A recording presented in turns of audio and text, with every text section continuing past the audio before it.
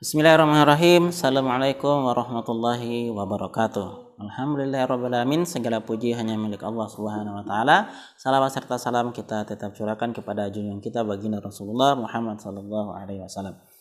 Apa kabar teman-teman semua pada kesempatan kali ini? Insyaallah semuanya dalam keadaan sehat walafiat. Amin ya rabbal alamin. Teman-teman, insyaallah pada kesempatan kali ini kita akan belajar tentang fotografi. Oke. Sebenarnya fotografi itu yang lebih bagus menggunakan kamera, kamera tersendiri khusus untuk para fotografi. Tapi keadaan yang tidak memungkinkan, tidak mungkin Ustadz perintahkan semuanya beli kamera ya. Maka kita akan memanfaatkan apa yang ada, yaitu dengan menggunakan handphone. Handphone ini kan kita sudah tahu dia selalu ada kamera bawaan ya. Jadi teman-teman yang sudah punya handphone silakan disiapkan handphonenya. Kalau yang belum punya handphone bisa dipinjam dulu milik orang tuanya ya untuk belajar fotografi. Ini sangat bagus ya, apalagi misalnya teman-teman yang punya Instagram, yang punya Facebook, yang punya Twitter dan lain sebagainya. Ini bagus kalau misalnya yang diupload itu hasil karya sendiri. Ada kebanggaan tersendiri kalau misalnya hasil jepretan-jepretan itu hasil karya sendiri tanpa diminta sama Om Google ya. Baik teman-teman, sebelum kita belajar mengambil foto ya, terlebih dahulu Ustadz ingin menyampaikan apa-apa yang harus disetting di handphone ini. Di kamera bawaan handphone seperti ini ya, usahakan Android ya. Jangan handphone hitam putih yang tidak ada kamera. Ini ada kamera bawaan ya, silakan dibuka kameranya. Oke, sudah dibuka seperti ini. Yang perlu diatur yang pertama, ada pilihan pengaturan bingkai ya, pengaturan bingkai. Kalau teman-teman pilih di pengaturan nanti ada bingkai. Di situ nanti ada beberapa macam ukuran ya. Misalnya saya perlihatkan dulu ya. Ini dari ukuran yang terkecil, ini hitam semua. Jadi yang bagian hitam ini tidak akan ada gambarnya akan terambil ya. Ya. Ini kemudian ini ukuran 4:3 ya. Kemudian yang ukuran yang kedua ini lagi lebih kecil lagi, 1:1 ya. Jadi hitamnya lebih banyak lagi. Kemudian ada yang full ya, full bingkai. Semuanya ini dia bisa tangkap seluruh objek full handphone ya. Ya, ini fullnya. Kemudian juga ada 16:9. Wah, 16:9. Jadi untuk teman-teman yang punya Instagram ya, yang biasa upload gambar di Instagram, ini biasanya mereka menggunakan ukuran 16:9 ya, menggunakan ukuran 16:9.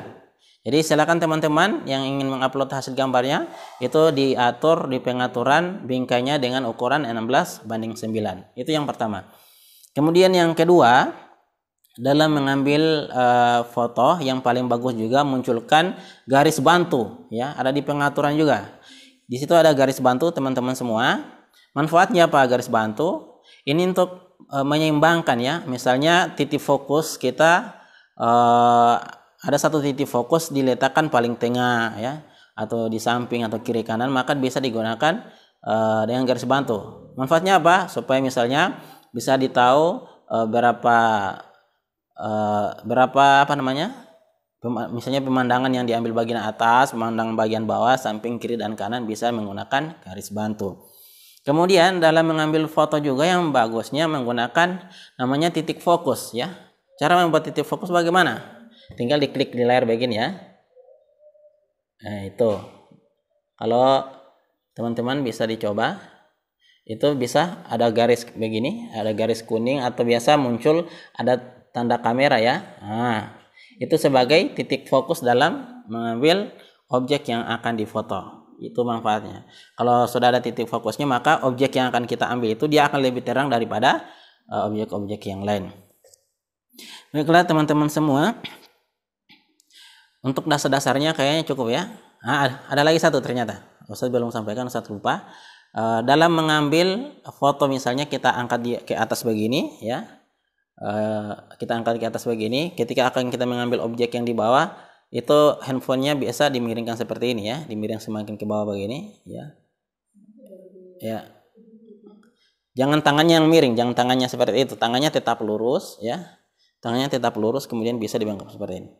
Tapi kalau misalnya sudah punya tripod, itu lebih bagus, tinggal bermain di tripod ya. Tapi kalau punya tripod, ketika mengambil objek yang bawah bisa, yang dimiringkan itu adalah handphonenya, bukan tangannya seperti itu. Karena setengah mati nanti menindesnya ya. Itu sebagai teknik saja. Baiklah teman-teman semua, sekarang kita akan langsung kita praktek saja, kita turun di lapangan untuk bersama-sama belajar mengambil foto. Pada kesempatan kali ini kita akan belajar mencoba mengambil foto dari bunga ya, dari bunga yang ada di sekitar kita. Baik. Teman-teman, sekarang Ustadz sudah ada di luar ya, sudah ada di luar lingkungan, ada di lingkungan madrasah atau di MTS Terpadu Al-Islah. Di depan saya sekarang ini kita akan latihan mengambil foto dengan bunga yang ada di depan ini ya. Ini bunganya kecil, namun di sini ada kembangnya ya, ada kembang bunganya. Ini bisa dilihat teman-teman. Oke, itu ada kembangnya. Ada kembang bunga di situ. Oke. Kita akan coba bagaimana cara memotret bunga ini supaya nanti hasilnya hasil potretannya jadi indah. Yang perlu teman-teman ketahui dalam mengambil foto ya, yang pertama itu harus juga lihat kondisi ya. Yang bagusnya itu ketika mengambil foto pada pagi hari ya atau pada sore hari ya, ketika matahari kuning-kuning seperti itu. Itu sangat bagus ketika kita mengambil foto. Baik, sekarang kita lihat ini. Objek yang akan kita ambil gambarnya adalah bunga yang kembangnya yang kita akan ambil.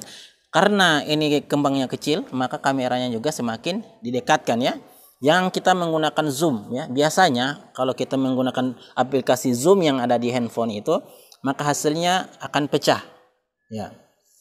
Sekarang kita akan coba ya, kita akan coba mengambil kembang ini. Jadi teman-teman cari bunga yang ada kembangnya walaupun kecil. Kemudian kalau kecil bisa didekatkan handphonenya, kalau jauh bisa kalau misalnya besar bisa agak jauh juga, tidak jadi masalah. Baik, kita buka tadi kamera.